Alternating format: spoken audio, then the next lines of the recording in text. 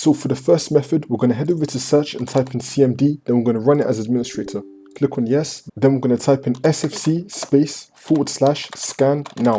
Click on enter, and then you want to run this scan. Once that scan is done, we're going to do the next scan, which is DISM space / online space / cleanup - image space / restore health. Click on enter, and then run the scan as well. Once you do both of these scans, if you're having an issue with like a specific application or something like that, head over to search and then type in troubleshoot settings, click on it.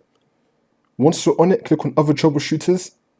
And then if you have an update of like printer, Windows update, or just Bluetooth camera, anything here, click on run, and it might fix the problem for you. If your Windows computer is still messed up, we're gonna head over to search and type in reset this PC. Once you're on it, we're gonna click on reset PC. Make sure that all of your important files are backed up, and then click on remove everything. And then click on local reinstall, click on change settings, click on yes on everything, click on confirm, and then click on next and just follow all the steps to reset your computer.